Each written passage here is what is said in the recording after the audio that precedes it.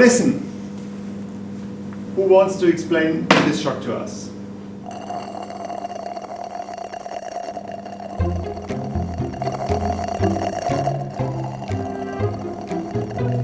Nobody?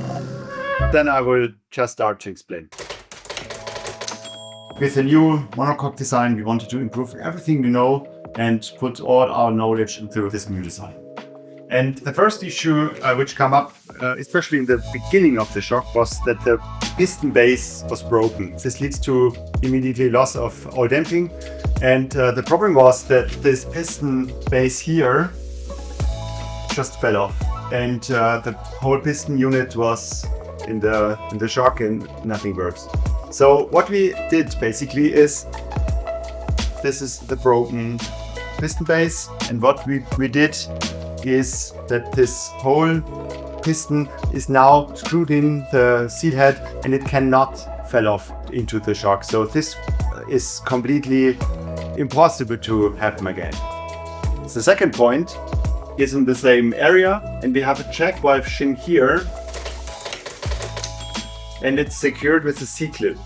And when this C-clip fell off, we have a lot of metal chips inside the shock. And of course, we also wanted to improve this. And you can see it here. This is a C-clip, and if this metal rings fell off, you of course obviously have a problem. And with the new design, these check valve shins are integrated in between these two parts. So when I screw it off, you can see it here. So it's in between the two parts which cannot come off, and this will never happen again. So yeah, the first 2 points, I just make a checkpoint list. They are solved. They cannot happen again. And one of the problems of the previous shock generation, it's not a real problem, but it's a problem for some customers. We had this fine-tuned dial. It's pretty simple. If you open it, positive and negative chamber are connected, and you can pump up or release air of both chambers, and then you have to close the dial, you add 75 psi, and everything is fine. But of course, for some people who are not into our products, it's a bit difficult to set up the air pressure. So yeah, basically the solution is that we now, with our monocoque design, we have a dimple inside. So this means that the shock equalizes itself without dial. As a customer, the only thing you need to do is to attach the pump, release, and add air, and the rest will be automatic. So yeah, this point with the fine-tuned dial is definitely solved. No problem again here. The next problem was not a problem for the customer. Just in the assembly line, we have 4 static O-rings here, 1, 2, 3, and 4.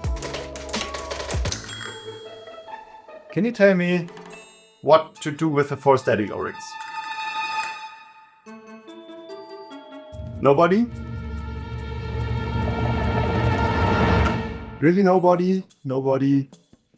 Ali? 3? Good, but not yet. Andre? Don't know. Maybe get rid of them?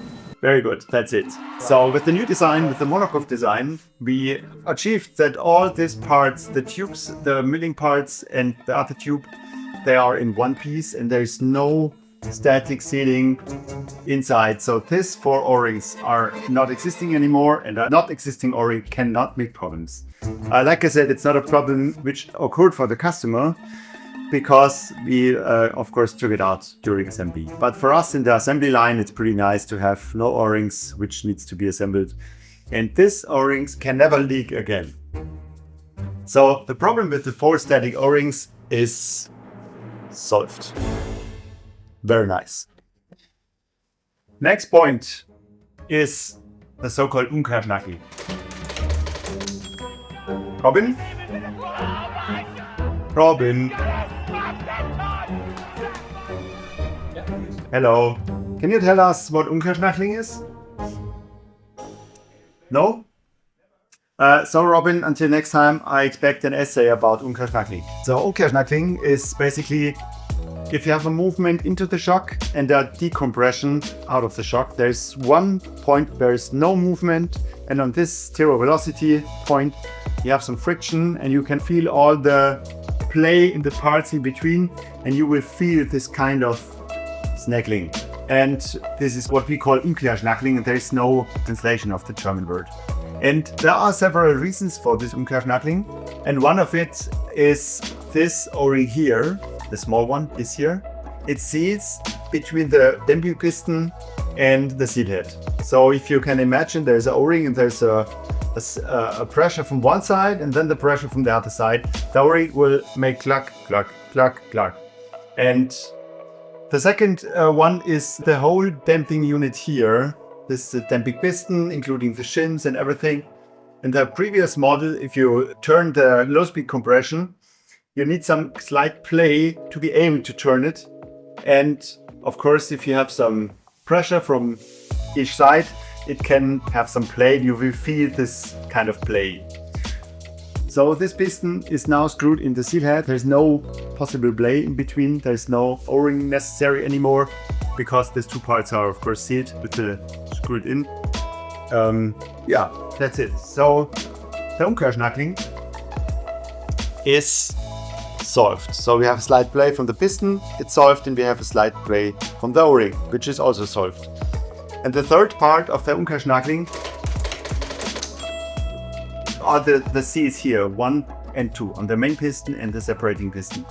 And if you can imagine, you have some friction on top of the seal, and you get in, you compress the shock and then you decompress. There is a small situation where there's no velocity, and you can improve this with a better coating. And we also treated the surfaces of the main monocoque body with the OptiCoat to really have like zero friction. We are pretty happy with the new shock that, yeah, the friction and all the Umkehrschnackeln is gone and you only feel some flawless movement of it. The next point is the lockout. We had a pretty hard lockout, which we called, road mode. And some of the customers said, it's a bit too hard and it's fatiguing after long rides. And they are asking for a kind of middle way of the lockout. And this is what we did in the new monocoque shock. So we have an open mode, which is pretty clear. If you go downhill, you need an open mode. Then we have the new one, we call it gravel mode. So if you put it in this direction, it helps for the small chatter. If you go on the fire road, there's no, it does not feel hard, it does feel comfortable. But if you need it, if you go up with the pedals, it is there. But it's still comfortable and you will not feel the small chatter. And then for the roadies, you have the road mode, and it's the same like the previous lockout. It's really 99.9% hard, and you can go on the normal road uphill and be fast. When we compare the old and the new Hovershock model, you can see that the old lockout lever is here. And we had some frames where the axis of the lockout lever is pretty bad. Of course, the side of the piggyback is always the one which is free, and behind the shock you have from time to time really bad axis. And we just put the lockout lever to the other side, to the side where the piggyback is, and on this side there's no axis problematic and you can easily flip it.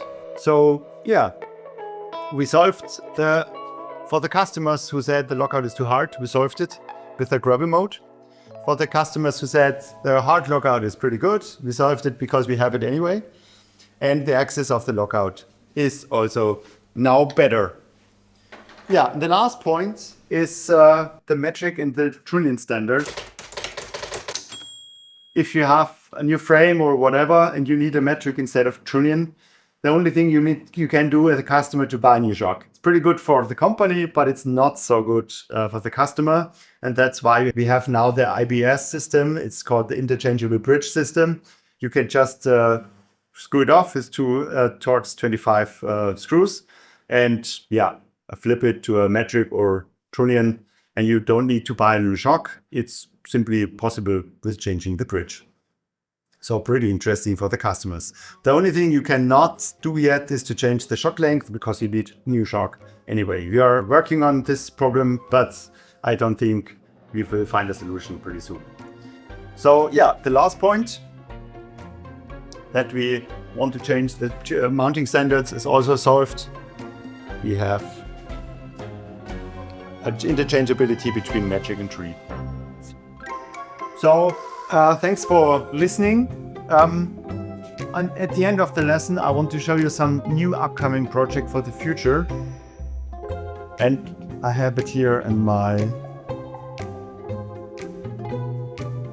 note. I must have lost it somewhere. It's not here.